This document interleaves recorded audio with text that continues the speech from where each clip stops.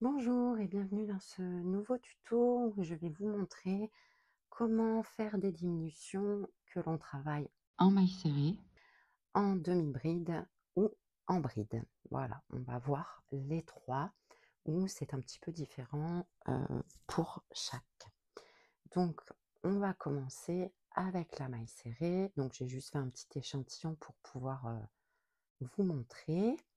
Et je vous affiche à l'écran le symbole qui représente la diminution et qui vous aidera à lire vos futurs patrons. Donc pour faire une diminution en maille serrée, on va venir insérer notre crochet, faire un jeté et ramener notre boucle sur le crochet. On a deux boucles sur le crochet. Et au lieu de finir comme on ferait pour faire une maille serrée, c'est-à-dire faire un jeté et ramener, on garde nos deux boucles et on va directement piquer dans la maille suivante, faire un jeté et ramener, et on se retrouve avec trois boucles sur notre crochet. On refait un jeté et on ramène les trois boucles ensemble. Et on a fait une diminution. C'est-à-dire qu'on a crocheté deux mailles serrées ensemble. Donc on refait, on pique, un jeté, on ramène, on pique la maille suivante, un jeté, on ramène, on a trois boucles sur le crochet, un jeté et on ramène nos trois boucles. Et on le fait une dernière fois.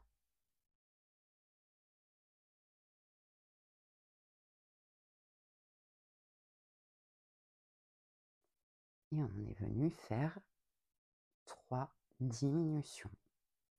Donc ça, c'est pour la maille serrée. Maintenant, je vous montre sur un travail en demi-bride comment faire une diminution. Donc une diminution, au final, on vient écouler deux mailles ensemble.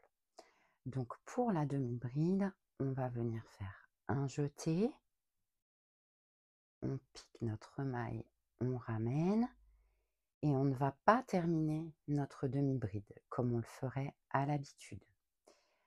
On refait un jeté et on vient piquer la maille juste à côté. On ramène notre fil et on se retrouve avec 5 boucles sur notre crochet. On fait un jeté et on ramène ces 5 boucles. Donc on le refait, un jeté, on pique, on ramène, on ne termine pas notre demi-bride, un jeté, on pique la maille suivante, on ramène, on a 5 boucles sur notre crochet, un jeté et on ramène ensemble nos 5 boucles. Une dernière fois.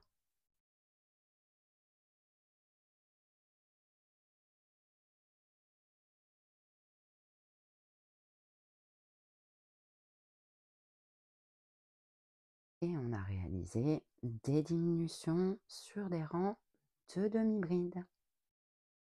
Maintenant, je vous montre sur un échantillon de bride comment faire une diminution sur des rangs de bride.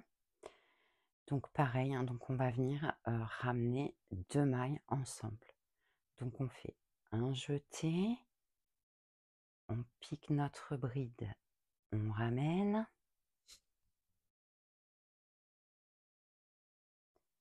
un jeté, on passe sous deux boucles et on ne termine pas notre bride. On garde deux boucles sur le crochet. Un jeté, on vient dans la maille suivante, on pique, on ramène, un jeté, on ramène sous deux boucles et on se retrouve avec trois boucles sur notre crochet qu'on va venir ramener ensemble.